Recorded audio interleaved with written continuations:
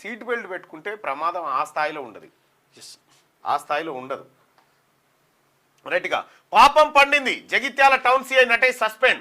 మామూళ్ల కోసం గులాంగిరి అక్రమార్జనకు కక్కుర్తి. కరీంనగర్లో సీఐగా అనేక మందిపై అక్రమ కేసులు పెట్టిండు. కేటీఆర్ బంధువుల పక్షాన నిలిచి బాధితులపై పైశాచికం. గతంలో మల్లన్న టీంపై, క్యూనిస్పై, జర్నలిస్టులపై ఫేక్ కేసులు. సివిల్ పంచాయతీలతో భారీగా కూడబెట్టుకున్నట్టు ఆరోపణలు.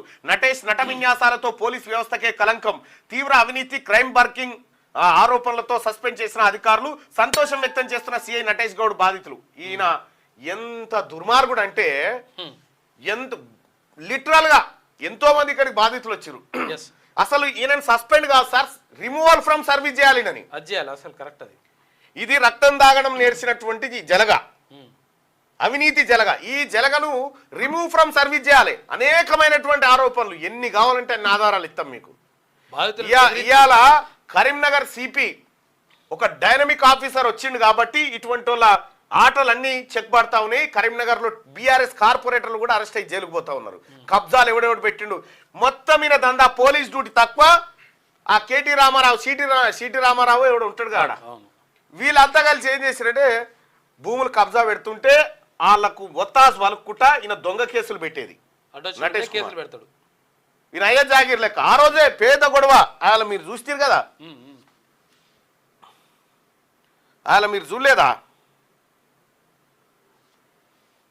మామూలుగా కాదు ఇక అసలు. మళ్ళా బాధితుల మీద వాళ్ళ మీదనే కేసులు పెట్టుడు. మళ్ళా ఉల్టా బాధితుల మీదనే కేసులు పెడతా ఉంటారు. Sir WhatsApp ఒప్పింది. ఓ పెద్ద యుద్ధమే దార్కార్తోని మా కాయాల. ఇగో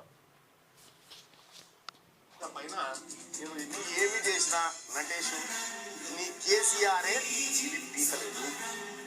నువ్వేం చేస్తావు? ఇంకెన్ని రోజులు ఉంటాడా నీ కేసీఆర్ మాటే ఇంకొక ఏడాది. ఆ తర్వాత ఏడిపోతావు నువ్వు అనుకుంటున్నావు లేదో. నీవు ఏ అమ్మాయినైతే ఏ మహిళనైతే ఇట్లా నటేష్ అంటోని కాయాలని చెప్పిన నా రోజు వచ్చేదాకా నువ్వు ఇంతే వాగుతావు అని చెప్పి ఇవాళ పీకినావు.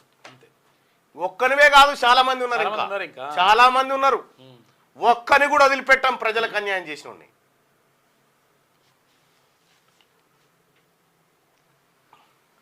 గట్టిగా పాపం బండింది. జగిత్యాల టౌన్ సే నటేష్ మొత్తం అక్రమాలే, మొత్తం లేస్తే ఇవ్వాలి. ఏం అక్రమం చేయాలనేది దొంగనయ జైల్లో ఉండాల్సిన పోలీస్ స్టేషన్ ఎటుగా పెడతారా?